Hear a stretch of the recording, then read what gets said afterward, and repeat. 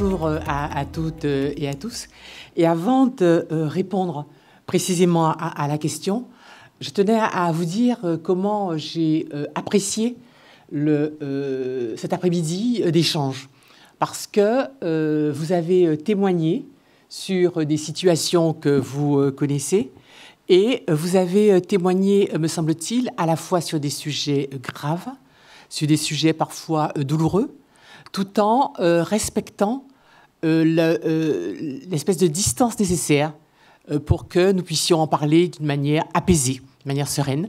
Et vous avez aussi montré combien, face à des situations parfois compliquées, il y avait d'initiatives spontanées, d'organisation, d'auto-organisation, on a l'impression, de la société civile, lorsque la société elle-même, le monde politique, le monde social, n'a pas fourni les réponses nécessaires dont avaient besoin les personnes concernées. Et donc, c'est pour nous un moment de démocratie très gratifiant, que de se rendre compte que le corps social était en mesure de réagir, d'avancer, de s'organiser quand il n'y a pas de réponse instituée. Seulement, ça nous a montré aussi que maintenant, il faut aujourd'hui qu'on sorte un petit peu de l'improvisation ou du spontanéisme et qu'on arrive à faire des choses beaucoup mieux structurées. On a compris que les aidants ont besoin d'être aidés. Ils ont besoin d'ailleurs déjà qu'on les voit. Et ce qui était très frappant cet après-midi, c'est qu'on se rendait compte que finalement, en fonction de la situation de la personne accompagnée, eh bien, l'aidant, il existe ou il n'existe pas. Il est pris en compte ou il n'est pas pris en compte. Et par conséquent, on a bien compris que tout ça, il fallait que maintenant, on arrive à harmoniser les situations et à faire en sorte qu'il y ait peut-être davantage d'égalité entre tout cela. On a compris aussi que ce qui complique votre vie, enfin la vie des aidants, c'est le fait que l'information n'est pas accessible simplement. Aujourd'hui, nous sommes tous face à ce problème d'information dématérialisée et par conséquent, dans la vie quotidienne, très souvent, l'aidant, eh bien, il est un petit peu dans un monde un peu kafkaïen où il ne trouve pas toujours les réponses simples aux situations qu'il doit affronter.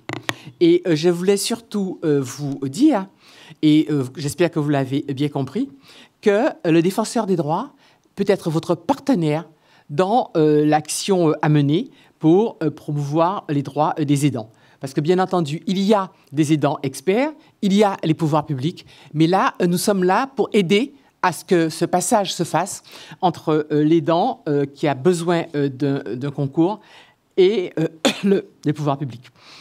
Donc, c'est vrai que nous n'avons pas été beaucoup saisis, en réponse à votre interpellation, nous n'avons pas été beaucoup saisis par des aidants eux-mêmes. En revanche, nous avons été amenés à examiner leur situation. D'une part, quand nous avons travaillé sur la situation des personnes âgées, puisque lorsqu'on parle, par exemple, du fait de ne pas aller en institution, mais de rester à domicile, forcément, il y a soit des professionnels qui peuvent venir, et nous avons travaillé sur les personnes qui sont investies dans les services à la personne. Et nous avons d'ailleurs souligné que l'anomalie, c'est que finalement, nos personnes âgées, nos aînés, nous sont très chers, sont chers à notre cœur, mais les personnes qui s'en occupent, eh bien, elles ne sont pas toujours considérées et ne sont pas toujours bien payées. Et par conséquent, il y a là un hiatus qui n'est pas tout à fait normal.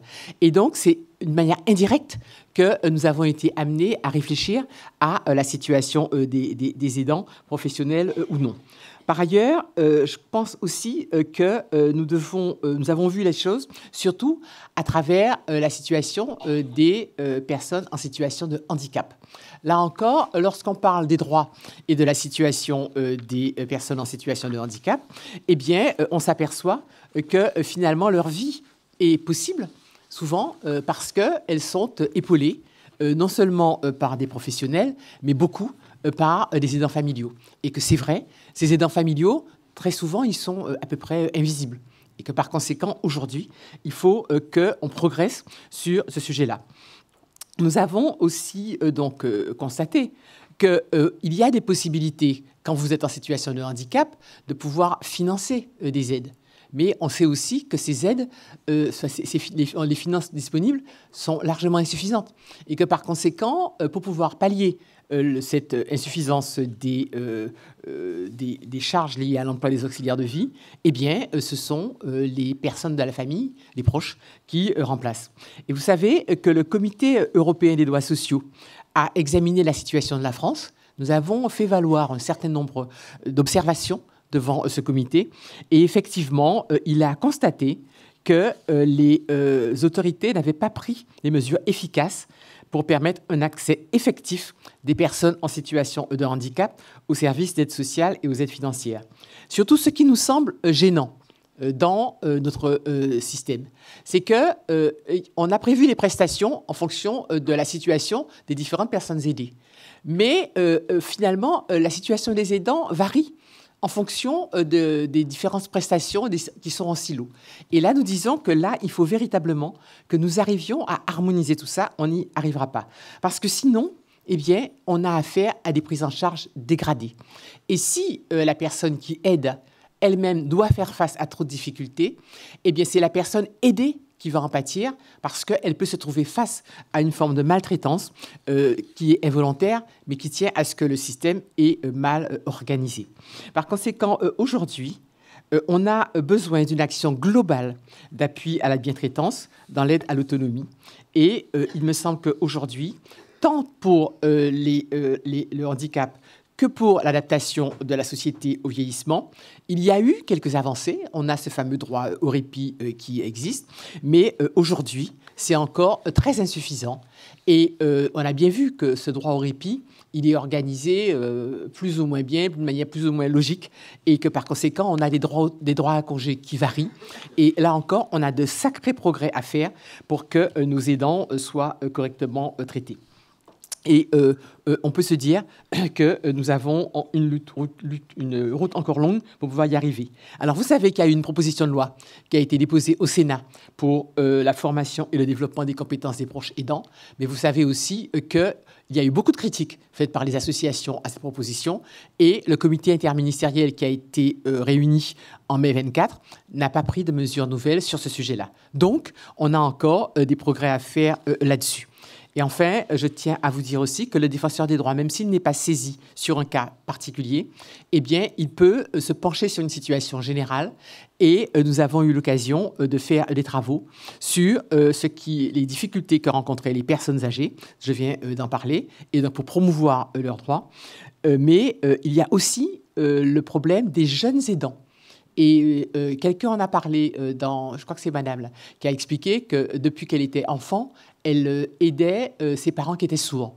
Et par conséquent, je pense que les jeunes aidants, ça aussi, c'est un vrai sujet. Et par conséquent, nous avons soutenu une étude à ce propos avec deux sociologues, Céline Young-Lorient et David Mahut, sur trajectoire et socialisation des jeunes aidants, qui a été publiée en 2022.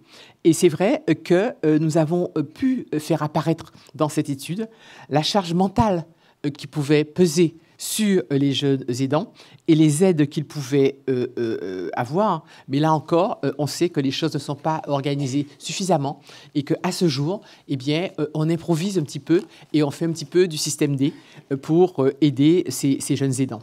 Simplement, à la fin de nos travaux, ce que moi, je retiens de tout ce que j'ai entendu dans cet après-midi, et qui souvent, d'ailleurs, c'était des témoignages très forts hein, qu'on a entendus. C'est le fil conducteur qui nous a guidés, c'est le respect de la dignité, tant pour l'aidant que pour la personne accompagnée. Et j'ai bien senti que dans les initiatives ou dans les témoignages que vous faisiez, c'était un fil conducteur qui, pour vous, était aussi extrêmement important.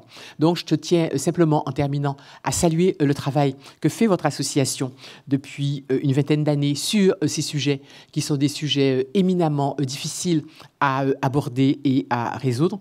Et je dois donc, en vous souhaitant un joyeux anniversaire, vous souhaiter de continuer le travail important que vous faites et le rôle que vous avez qui est vraiment précieux pour notre société sur ces sujets.